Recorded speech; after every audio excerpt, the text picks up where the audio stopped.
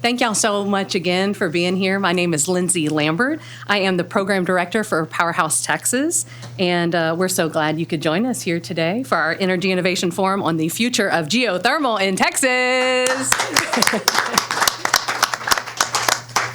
Before we jump in, a little bit about us. If you don't know, PowerHouse Texas was formed in 2022 by the Texas Energy and Climate Caucus. PowerHouse Texas is a nonpartisan nonprofit that educates and cultivates energy policy leaders through these energy innovation forums, as well as our Energy Policy Fellowship, which takes place during the regular session, our Energy Policy Advisory Council, which pairs academic experts with legislative partners who are working on all things energy, as well as our Energy Academy, which is set to launch this fall for legislative staffers interested in a deeper dive on carbon capture, hydrogen, geothermal, the electric grid, energy efficiency, and more. We are also excited. We are planning Texas energy tours around the state. The next one we're planning is in Houston, and it's going to be an opportunity for legislators and staffers to see innovative clean energy technology firsthand. And so if you have any recommendations on potential sites that we should see in your district, please come see me during the networking reception and let us know. So the goal of our Energy Innovation Forums is to bring together academics, industry leaders, policymakers, and community leaders to explore the ins and outs of emerging energy technologies to really help inform evidence-based policy solutions for Texas. If you've been keeping up with the news, you know that the geothermal industry is making phenomenal progress. We couldn't even fit all of the headlines onto one slide. Exxon CEO is keeping a very close eye on geothermal. Chevron CEO outlines a geothermal pilot. The DOE just dropped a report, liftoff report on geothermal. Houston Chronicle just published an op-ed saying geothermal could be the next Texas miracle. There was a piece out in the Tribune today, and of course, Sage Geosystems recently raised $17 million in their Series A funding to fund their first commercial geopressure geothermal system facility, which is going to be built in Texas, which we're fortunate enough to have the CEO, Cindy Taff, here to tell us more about that. And I just wanted to share, Dr. Ken Wisian, who's here today on the panel as well, said that this is really easily the most exciting time in the 30 years that he's been in geothermal. And so we're just so honored and privileged to have you all here today to be talking about the latest and greatest things happening in geothermal. I also want to take a moment to thank our sponsor, Geothermal Rising, for sponsoring our forum today. Geothermal Rising has been around since the 1970s. They are the oldest geothermal organization in the world, representing the entire geothermal ecosystem and advocating for evidence-based policy solutions at the state and federal level. Thank y'all again for being here today. So today's format and what you can expect. We're going to have an overview presentation by Dr. Ken Wisian, who is also on our Energy Policy Advisory Council. We're going to then pass it over to Matt Welch, who's going to be moderating our panel discussion. And then we'll move into an audience Q&A. So I hope y'all have questions. I hope you came to get some answers today. We'll wrap up, and then we will all move out of this hearing room into the members' lounge on the same floor for our networking reception, where we have a lot of food and drink. So I hope you're hungry, and I hope you're thirsty. And without further ado, I'd love to introduce our panelists today. Senator Brian Birdwell, yes, representing District 22 and a leader in the geothermal space, policy space, so we're really just so honored to have him here today. Cindy Taff, CEO and founder of Sage Geosystems. Of course, Matt Welch, Executive Vice President of the Texas Geothermal Energy Alliance. Dr. Ken Wisian, Associate Director for the Bureau of Economic Geology at UT Austin. Jason Sorter, Community Engagement and Policy Director for Geothermal Rising.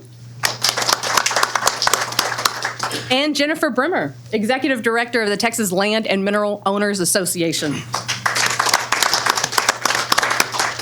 All right, I've been asked to give a 101 on geothermal, so strap in, this is going to go fast.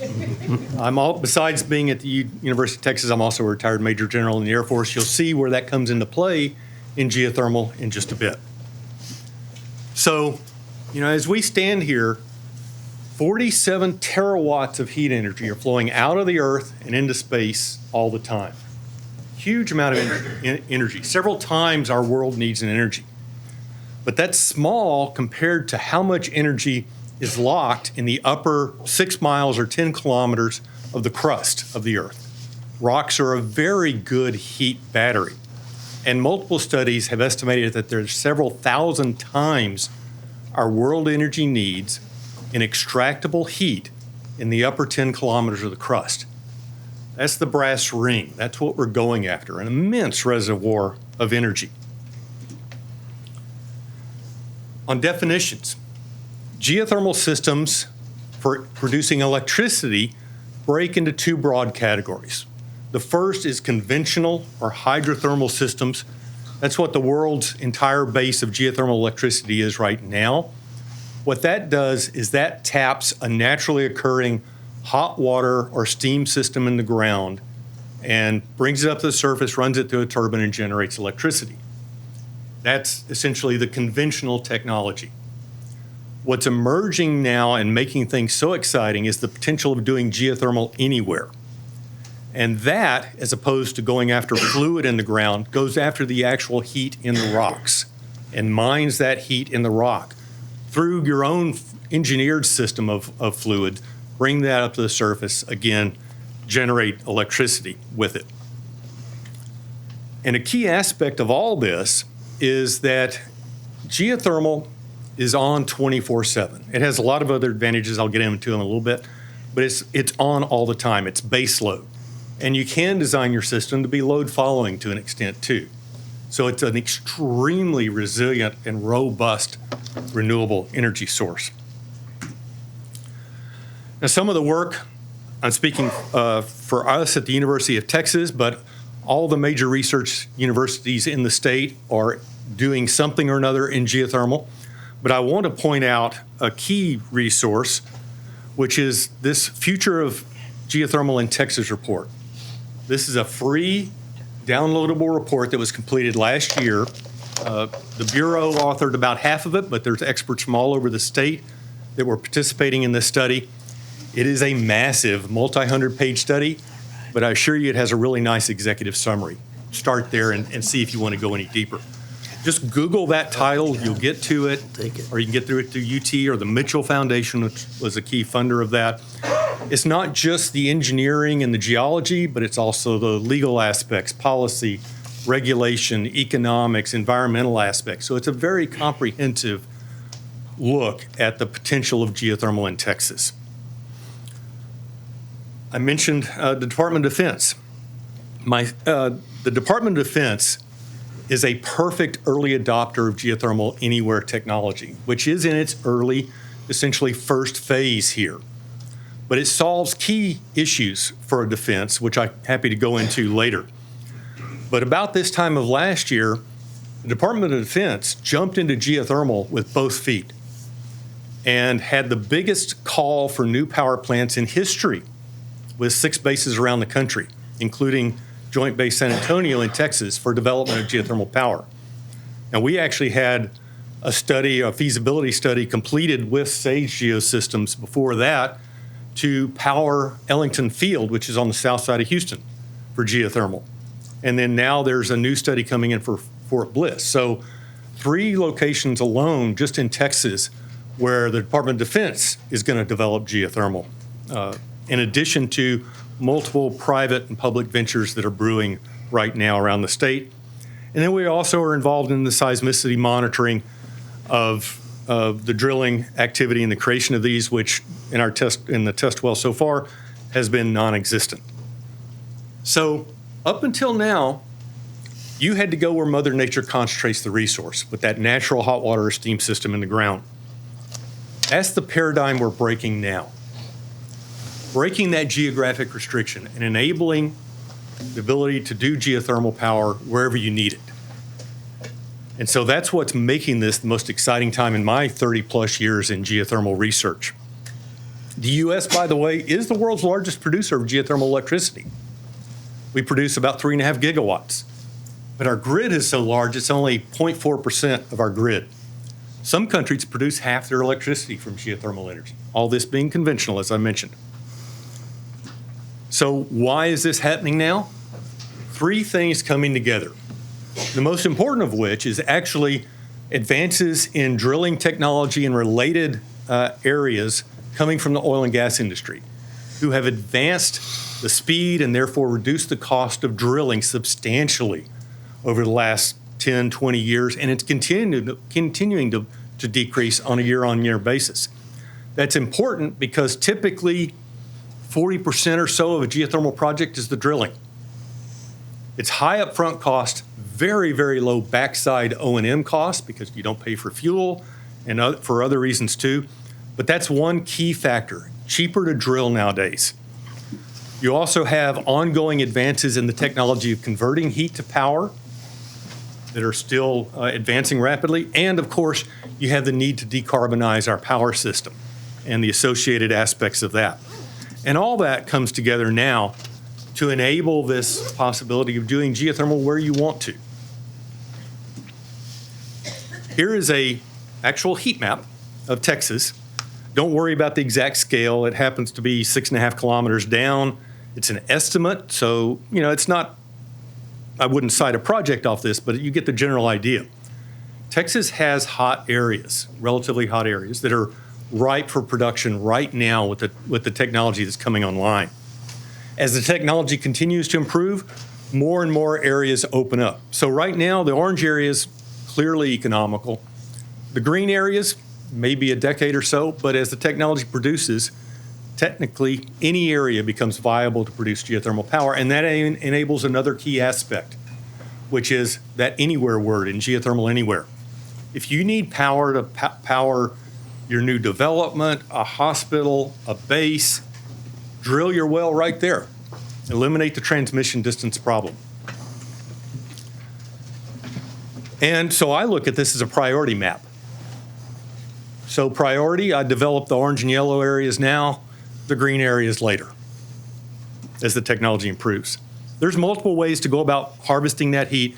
I can go into that in Q&A or the reception afterwards if you like, but there's a half dozen variations on the theme on how you extract that heat from the ground. The advantages in general, I already mentioned base load. It's also got a very, very high uptime, or percentage time that you're generating electricity. It really can't be beat. Nuclear power comes close, but if you count the refueling time that has to happen, then it drops below. So you're talking roughly 90% uptime. That's as good as it gets. It's unbreakable. The snowpocalypse would not affect geothermal power. You generate right on the site where you're bringing it up. There's no fuel supply line to worry about. It's very low to zero carbon as energy source. Small surface footprint. You may have a large subsurface footprint, but small surface. Conventional geothermal is already price competitive with other sources. And one other thing I want to make sure to think about, heat can be used to generate cooling. So there's vastly more resource that's below the temperature. And by the way, 300F is a good minimum temperature for generating electricity economically. But there's a wide range of other direct uses. You can generate cooling. Many agricultural processes use heat. Almost every industrial process uses heat. So there's vast reserves there that can offset what now is done with electricity to generate heat typically. So a wide range of applications that are technically more efficient at using the heat than electricity generation. So quickly, the potential is immense. We are right at the inflection point in the S-curve with this technology. Conventional geothermal, pretty mature. The other one, right at that takeoff point. And this is key. Texas has everything needed and all the resource and expertise to lead another energy revolution for the world with geothermal. We've got the academic knowledge, we've got the resource, we've got the oil and gas expertise. We are in the right spot at the right time. Other folks here will talk a little bit more about the business case. I'm not expert in that. I know just enough to get in trouble in that regard. And also these issues. The last time around, the legislature cleared up some key areas of the law. And now, what's going to happen next? That'll be a major subject for discussion. The main thing I want to state is, from a scientist's point of view and part of the Geologic Survey of Texas, is there's still a need to determine the resource precisely, map out the subsurface, and we're started on that now, but it'll take multiple years to work through Texas county by county and really nail down how much heat there is. So with that, I will get off the stage, and thank you very much. Since we're sitting in the state capitol, we can't have a policy conversation without at least mentioning polling and politics. But the good news for us and fans of geothermal at large is that this energy sector is supported by the public and by both political parties. You can see the results from a U of H Hobby Center poll from last year. What jumped out to us, 63% of Republicans and 59% of Democrats favor expanding reliance on geothermal energy. I would venture to say there's not many other issues that are enjoying this amount of bipartisan support. So I wanted to simplify our approach. We're going to approach geothermal from three legs of the stool. One is science, which is research, technology, and academia, represented by General Wisian. The policy, which is legislative and regulatory efforts at the state and federal level. We are thrilled to have a key policymaker with us who made a monumental difference in the success of our legislative agenda last session. And we've got PowerHouse Texas, Geothermal Rising, Texas Land and Mineral Owners Association, and TexGea, all coming together for that leg of the stool. And finally, the private sector, perhaps the most valuable perspective. These are companies at the tip of the drill bit, and we are thrilled to have Cindy Taff with us today, the CEO of Sage Geosystems.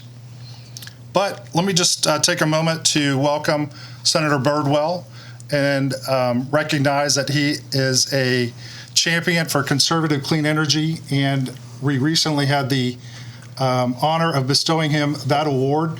And I wanted to publicly let you all know that without this man's leadership, our success this past session wouldn't have been possible. So we're delighted to have him here on Geothermal Day. So Senator, please take it away. Thank you. I must confess that all the work that we did, when Commissioner Smitherman walked in, was all in the regular session. Well, since 4 specials and an impeachment, I've lost so many brain cells. I don't remember what we did in the regular session. So I had to ask my staff. I want to introduce her real quickly. Clint Harned in the back, David Estrada and Jennifer Trevino. Good people help you, do good work. And so, your soldiers, your subordinate success is your success. And so having a great team helped me with the process. Like I said, when Commissioner Smitherman walked in, and geothermal was always this nebulous thing out there that you knew existed, but until Barry had walked in and talked about some of the things, and I know we'll have question and answer on some stuff, but it was just neat to play a small part. So I appreciate the laudatory terms, but I'm just an old soldier doing my part on the battlefield. So thank you for the invitation to join you today. Thank you, sir.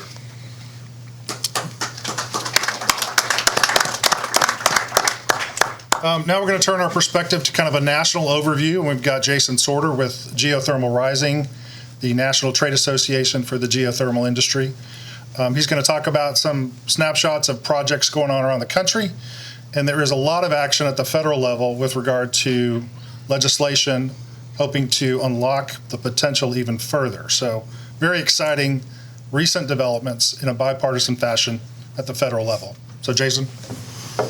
Thank you, Matt. I appreciate it. I'm going to go ahead and I'm going to start with kind of a brief overview of what's happening at the federal level. And it's some very exciting stuff. I mean, not as exciting as what's happening here in Texas, I would say, but we've got Secretary Granholm last week at CERAWeek recently announced the Geothermal Liftoff Report, which was referred to in Lindsay's opening statement. If you have an opportunity to take a look at that, that outlines a pathway towards commercialization of enhanced or next generation geothermal systems and advanced geothermal systems. That's going to be the roadmap that we're going to utilize across the country as we advance this technology. Additionally, Geothermal Rising has been a part of a working group working on federal level fiscal year 2025 appropriations process. So we're looking to increase funding for geothermal technologies through the Geothermal Technologies Office, the Office of Clean Energy Demonstrations, the Loans Programs Office, and then we're asking for additional funding for USGS to expand their heat mapping exercises there's some advancements in helitem technology and so forth that allow a more expansive map across the U.S. With regard to the geothermal mapping that's currently taking place. So additionally, we're also working on federal level categorical exclusions permitting reform efforts, both in the House and in the Senate. There are currently 5 bills moving through the House of Representatives in a bipartisan fashion, and then a more, I would say, all-inclusive bill was just recently introduced this past week in the Senate, and it includes, for the most part, the majority of the language is in the House bills, but it's a bipartisan effort sponsored by Senator Heinrich from New Mexico, Senator Risch from Idaho, Senator Cortez Masto from Nevada, and then Senator Mike Lee from Utah. So this is very much a bipartisan effort, and again, we are experiencing a bipartisanship on legislation that I've been working in energy policy now for 15 years, and can say I've never seen before. So it's an exciting time, I would say, for geothermal. On the commercialization side, I would say that there are some exciting finance news that's coming out with some of these major geothermal operators, and Cindy can talk a little bit more and expand on some of Sage's recent financing opportunities. But Fervo Energy, which is also another Texas-based company based in Houston, they recently secured a $244 million financing round led by Devon Energy. So that's another big, exciting, finance news on the geothermal side. That's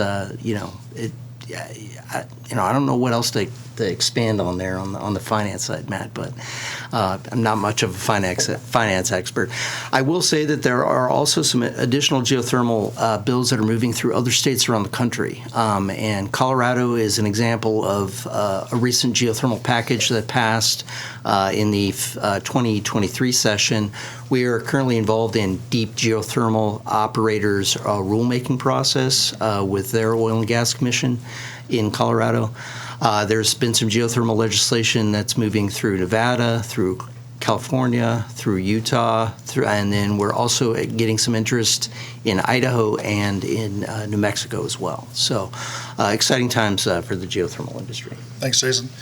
I would like to be a fly on the wall when Mike Lee calls up Senator Cortez Masto and says, hey, I think we're in agreement on something. Let's talk. I mean, that would have been a fascinating conversation to listen in on. Now we're going to turn our focus to where the rubber meets the road, the private sector. We're thrilled to have Cindy Taff with us here today. She has a 35-year career in oil and gas and has recently made the transition to geothermal.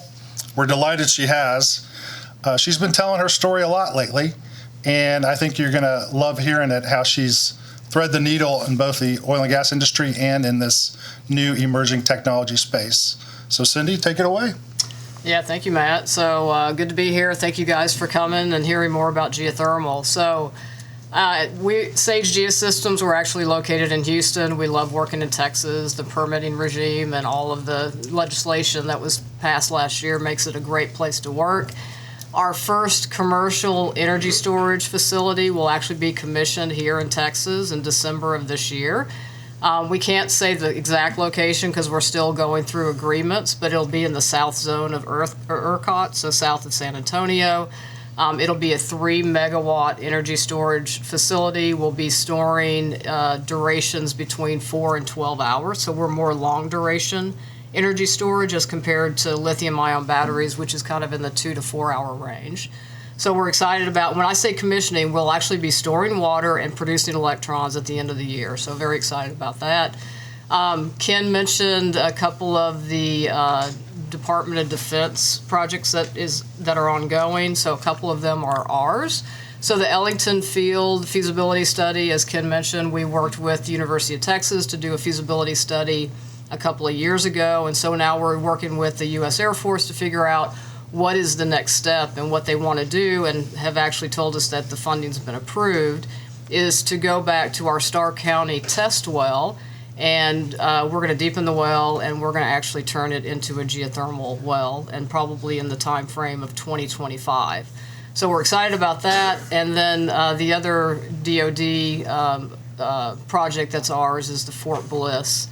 The Fort Bliss is a feasibility study, but it's actually called a prototype funding, we learned today. So that means that it's going to turn into a prototype after the feasibility study is done. And so Ken and Ken's team and our team are working together on that. So excited about that. So that's kind of an overview of what we're doing in Texas. Again, love working here, and this is the ground where we're going to be proving our technology. Awesome. Thanks, Cindy.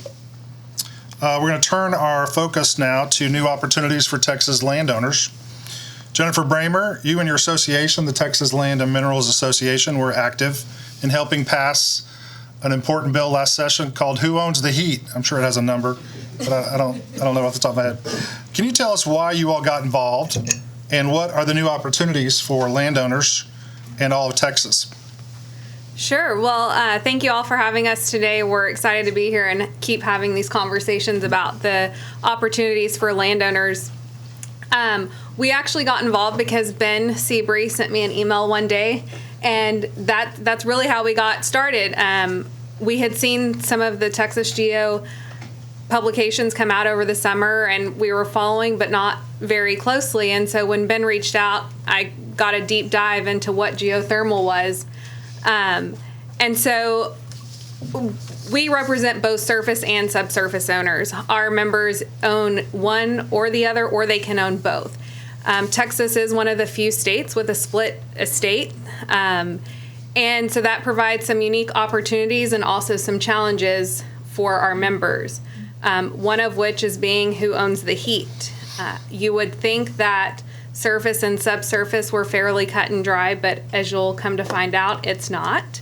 And so one of the things that we've had the opportunity to do is just as these technologies that all of the people around me are working on, we've gotten to sit in the room and kind of learn about them, learn about how our members can also benefit from the work that they're doing. Wonderful. I neglected to mention it's Senate Bill 785, Senator Birdwell. Thank you very much for that bill. By the way, there's a one-pager in the back of the room that's a synopsis of the legislative successes last session. And then while I'm going to give out accolades because you deserve it. So a streamlined regulatory process was Senate Bill 786. We consolidated all the rulemaking and permitting at the Railroad Commission. You might not think it's a big deal. It's a huge deal, especially when we look around the country and see, unfortunately, geothermal projects taking 10 years to get a permit, and they're still not permitted, and they've spent millions of dollars, still don't have a permit. In Texas, we're open for business. There's one-stop shopping at the Railroad Commission. You have certainty and predictability, even more so thanks to Senator Birdwell's bill. So thank you for that, Senator Birdwell. Ken, I want to turn it back to you to ask you a couple things about that weren't included in your slideshow. I know one of the things that the Bureau is working on are these assessment projects with rural counties, and you've already got one underway, and Malcolm and you are working on other counties. Can you talk about how counties can get on the geothermal bandwagon? Okay, yes. So one of the other things that's really particularly suitable for geothermal power is remote rural communities. Again, maybe there's not much or any local generation, but the ability to generate that power where you need it is a big deal. So Presidio County I was impressed. They're a forward-leaning county as far as new energy projects go. They've already got a solar farm and a molten sulfur battery, molten salt sulfur battery that can store energy. That's one of the other alternatives there is. And they reached out to us to say, hey, what can you tell us about the ability to bring in geothermal here? Presidio County, by the way, for those that may not be familiar with where that is, there's a lot of counties in Texas, and I don't know them all. But far west Texas, just west of Big Bend, Marfa's the seat. So if you've been out there, you know where it is. So we ended up working with the Municipal Development Council and using some funding from them, some funding from a state energy development fund that we have, to conduct a study, a comprehensive deep dive study on the potential for geothermal power in that county. So this goes, for instance, much deeper than that whole Texas report I cited earlier. But we analyzed all the wells that are available, all the information, mapped out the resource, looked at the demand side, at the distribution grid that's there, which is like one main line. We also looked at what are the potential economic uses. And Malcolm Ross in particular, raise your hand, did a lot of techno-economic modeling so that we could explore, it's got to make a profit. So we explored various scenarios in different parts of the county, different geologies on electricity generation, direct use, and combinations of those things, and looking at what will work in this setting, or what might work, or alternatively, what do you need to achieve to make a project viable. We're in final editing of that report. It'll come out soon and will be publicly available. But some of the key takeaways, yes, there's a lot of resource there. With 10,000 square miles and only 6,000 people, not much in place demand, but can you feed it into the grid? Or can you use it? There's great infrastructure for goods coming in from Mexico. Could you do agricultural drying processes? Can you do industrial processes there that add value to things that then go out of the county? A lot of potential there. I really think it will be a model of how to study, county scale resources going forward. And just the other part of your question, and now other counties are kind of getting wind of it and asking us, well, can we be next, kind of thing. So if you guys are out in rural Texas and you know the county judge, plant the seed for geothermal in his ear and tell him to call the Bureau of Economic Geology and get that ball rolling. I've got cards in the back. If you all read the Texas Tribune story today, there was a brief mention of something called seismicity. And this is a issue that is coming up more and more, and being responsible and proactive and in full transparency, we're going to talk about it right out here in the open. So I told Ken I'm going to ask him about seismicity, and hopefully he can allay everybody's fears, as he did mine last week when he explained exactly what's going on with seismicity, and it's not the same thing as the earthquakes you're hearing about in North Texas. Okay, so two issues almost always come up when you give a public talk about the potential of geothermal. What will you do to my aquifers, and what about induced seismicity? Aquifers is a very straightforward question. First of all, these resources are generally going to be way below aquifers, and we've probably in Texas drilled at least 1 million wells through. As long as you're following industry best practices, not an issue. So put that aside. Seismicity. You do, generally on these systems, you are creating a fracture network to flow water through and absorb heat out of the rock. This is of a totally different nature. It's smaller by about an order of magnitude in scale, duration, and intensity than what's used in the oil and gas field. So expectation lower. Also, I might add that one of our research groups at the Bureau runs the induced seismicity network for the state of Texas, and we've learned a lot about the causes in the last decade. And it's generally, in most basins in Texas, not the fracking that causes the related activity, it's the wastewater reinjection. So it's, again, a little bit different nature. Not that there's no risk, but every expectation is that the risk is significantly lower. Along those lines, for two areas, one, the Houston project at Ellington Field, we've had a network monitoring background seismicity for a good while now. And then for SAGE's test well in South Texas, we set up a detailed network around the site while they engineered their 1 kilometer tall vertical fracture to circulate the fluid through. No observed seismicity. And I'll say all our data goes straight to our public website. It has to. Again, this is one of those standard questions. The only way to settle it is to prove over time and being transparent with the data that there's little or no risk, especially compared to other things that we already deal with. How's that? Perfect. I feel very comforted knowing that. Go ahead, Jason. I was just going to say, we like to tell policymakers that there's more induced seismicity out of a Taylor Swift concert than there is from geothermal. Use that one. Yeah. Okay. More induced seismicity out of a Taylor Swift concert. Oh. I would have gone heavy metal, but. Lindsay, how much time do we got left before we start Q&A? We have 10 minutes. Well, all right. Well, let me tell you a story. Or we can go 5 minutes on the Q&A earlier. Okay. Let me talk a little bit about barriers to future progress. And so as you develop legislative agendas, you talk to people who are active in the field. And TexGEA and other members were having dinner with Cindy Taff last week. And she mentioned something I had no idea was a problem for SAGE. And I'm going to ask her to talk about it in a second. But this is very organic. This is how we knew there was a problem for the industry. And their company is about to start a project. And she's running into a interconnection challenge right now that we all need to hear about and be aware of so we can hopefully solve the problem next session.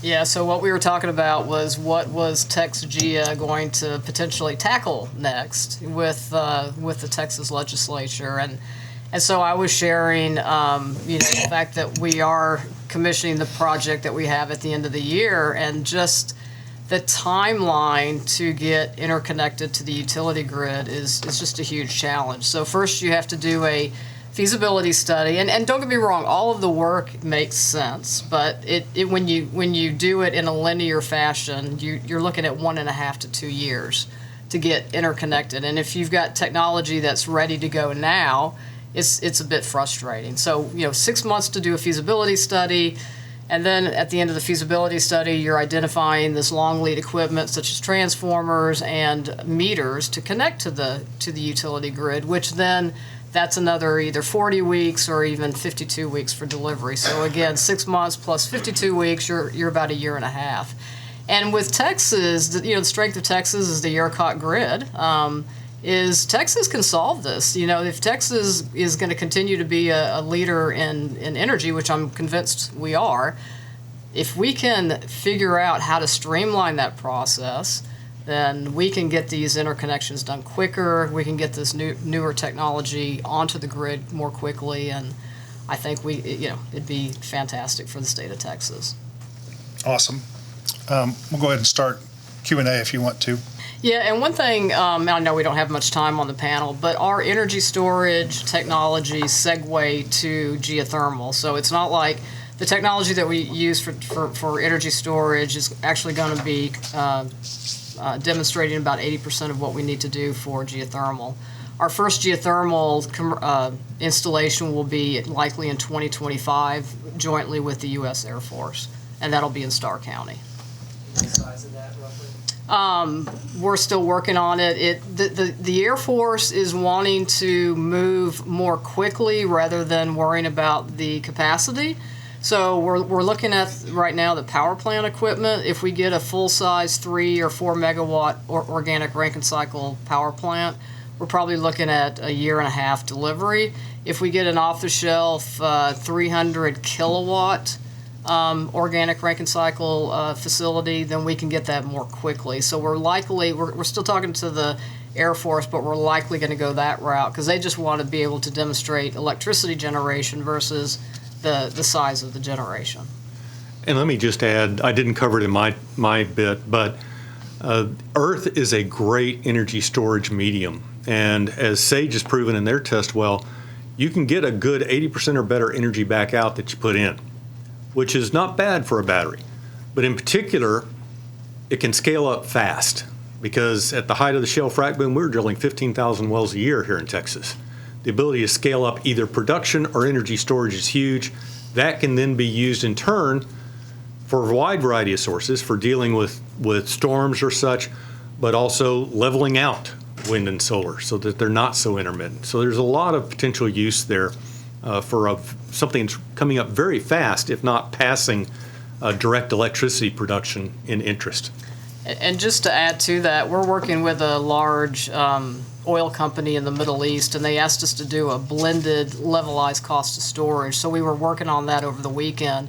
So if you pair our energy storage with solar, and you're assuming solar produces, say, 7 to 9 hours a day, and you're assuming 1.9 cents a kilowatt hour for solar, then if you add our energy storage, the levelized cost of storage is about 5 cents a kilowatt hour. So that is competitive in Texas. So we would love to be working in California where the cost of electricity is 25 cents, but we want to be competitive in Texas. So at 5 cents a kilowatt hour, blended LCO or blended, cost, then we can be competitive here. It's going to be, it'll be behind the meter in December, and we're hoping to be able to push the interconnection quicker. The biggest problem right now is the meter. So once we get done with the feasibility study and we have the specs for the meter, we're hoping that we can get that quicker than the 52 weeks. But in the interim, we're going to be actually behind the meter or off the grid. You're correct. Okay, I'll answer part of that, but for instance, I can take on the thermal energy network part. okay. Yeah. The key, when I use the term geothermal energy or geothermal anywhere, this whole thing has multiple names right now. The naming, it's new enough to where the naming hasn't really settled out. So geothermal anywhere, advanced geothermal systems, enhanced geothermal systems, closed loop. You'll see a lot of things applied to it. Pardon? Next generation, yes, and that's been used today. The key is that if there's heat everywhere underneath us. The differentiator, for instance, on that graph I showed, the hotter areas, you don't have to drill as deep to get to a given temperature. You'll have to drill maybe several kilometers deeper under here, under Austin, to get to the same temperature you would get to at 4 kilometers under Houston. The advances in the technology allow us to tap that heat in more and more wider area. That's where I'm getting to the anywhere part. What you use that heat for is entirely up to the project. Do you use it to generate electricity? Use it for direct heat for industry and agriculture?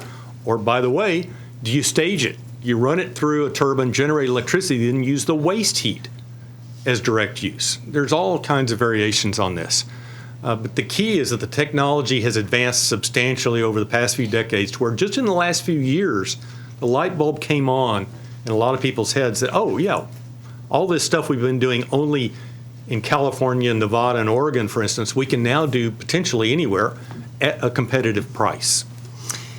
Yeah, and I'll be happy to add to that. I mean, geothermal systems are based on depth. So, the traditional hydrothermal operators that operate in the western states are operating because in places where the Earth's crust is very thin. So what we like to equate it to is when, the original oil and gas wildcatters were going around the country and finding oil reserves that were bubbling up out of the ground. This is essentially where a lot of these operations are occurring in geothermal right now as well, because, the resources, it's seen, it's available.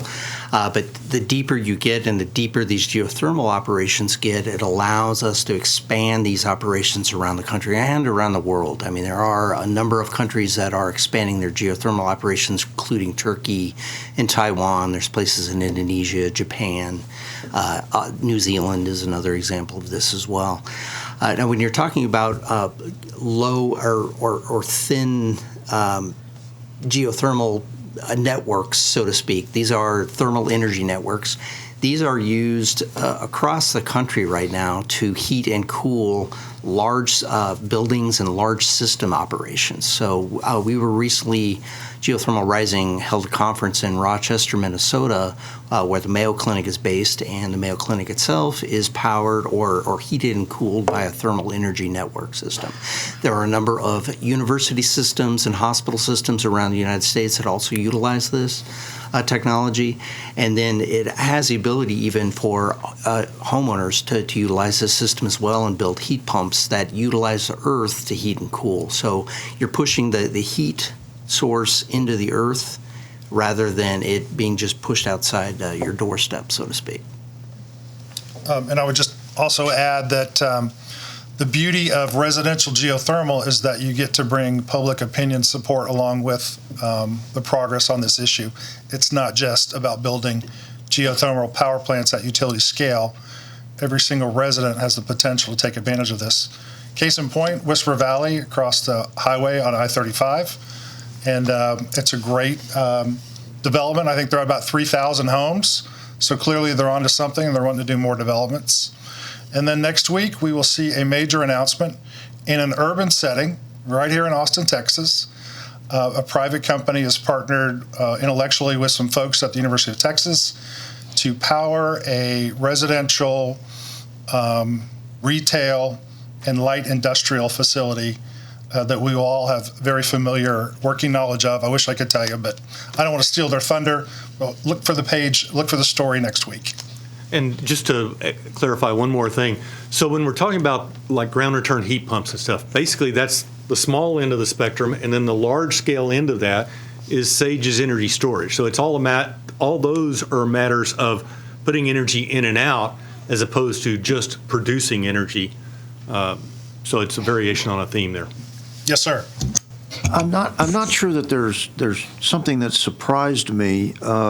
It was an opportunity for me to work the lane that government ought to work. I mean, as you've listened to the dynamics of the conversation you're my first question. Everything else has been going to industry folks, which is perfectly appropriate. That way government sets the foundation. Because look, I looked at it as when Commissioner Smitherman, when Barry walked in and said, hey, we've got this issue. I first saw it as similar to name, image, and likeness in college sports where the player owns his own image. I saw it as a property right issue. I didn't see it as, here's the next new thing that the general talked about with, how we're going to power Texas. I saw it as a property right question related to what people do with their property and the way to maximize their return on investment of whether it's a small patch of land, a larger patch of land, so I wanted to set the conditions to eliminate the confusion. And if there was something that surprised me is that I didn't, usually you file a bill because this is what you believe, and I did that, but you also file a bill to see who's going to oppose you. And I didn't get the opposition. Sometimes who's going to fight me on this? Because once you file the bill, the people that are going to fight you on it manifest. It's like a movement to contact if you're an Army guy. I don't know where my enemy is, but I'm going to make the movement to contact to go establish contact with the enemy. And a lot of times that's how a bill filing occurs is I'm now making contact with whoever's going to be the opposition to it. And if there's a surprise, that was probably it, is that nobody manifested themselves to say we oppose this. So, yeah. Ms. Gillespie. To speak directly to your question, I don't know that there's I'd much rather the private sector figure out what the right education aspect is. I think in talking to Chancellor Reeser, the Chancellor of TSTC, when he first became the Chancellor, he said his biggest problem as Chancellor of TSTC was getting high school counselors to stop telling kids don't go get a certificate, don't go to technical college, go to the four-year university, and we're seeing that dynamic dramatically shift with whether it's in this industry or other industries. There are young men and women out there that are, whether it's going to community college, TSTC, others that are making economic impacts to the state of Texas, that are making what I would, as a guy that makes $7,200 a year as your state senator, that are making an immense salary without having to have a 4-year degree. We've got to stop defining success and worth in society as having the 4-year degree from this, distinguished university, when folks that, whether they're vets or the young man or woman coming out of high school wants to go get a certificate, and they are a producing member of society, breaking the poverty chain that occurs in so many families and lower income communities, breaking that poverty chain and being a producing member of society, a good father, a good mother to their kids, providing for their family, and enjoying the freedoms that our founding fathers gave us. I mean, it is no more complicated than that. So, If I can add a tiny bit to that. Sure. To support the Air Force thing, is that okay? I'm going to let that one lie. Okay. But a question to you. In the military, who does all the work? The sergeants and the soldiers The do. enlisted force, Yeah. the non-degreed force. Yeah. But I'll add that geothermal, the cross flow of the skill, the equipment, and everything from the oil and gas industry is extremely high. A whole bunch of that transfers in. And when we're putting on continuing education units for professionals in the oil and gas industry, they sell out fast on how do you transfer from that to geothermal. So the demand signal is definitely there. Awesome. We'll take some input from the governor's office. I'll take that question. Thank you. So for our technologies, we're actually cycling water in and out. We treat the fracture more like a balloon rather than pumping water between two wells. When we did our commercial pilot last year, March of last year, we measured water losses. So we had water losses in the beginning of about 2%. But as you cycle the fracture, you actually build a pressure wall around the fracture. So the water losses decrease to about 1%. So water losses are due to evaporation as well as leak off into the formation. So while we do need a large volume up front, we're reusing the water. And as far as the water quality, we have looked at using ocean water, so that's possible. We've looked at using produced water from oil and gas, which is possible. The only consideration that we would have is the metallurgy of the equipment that we put in the well and the equipment on surface. I think when you have a lot of questions, it's a sign that we stimulated conversation, and this will be continued at the networking reception down the hall. So come talk to panelists and get your questions answered one-on-one. Lindsay, I'll turn it over to you for the close. Can y'all please join me in giving a round of applause to our incredible speakers today?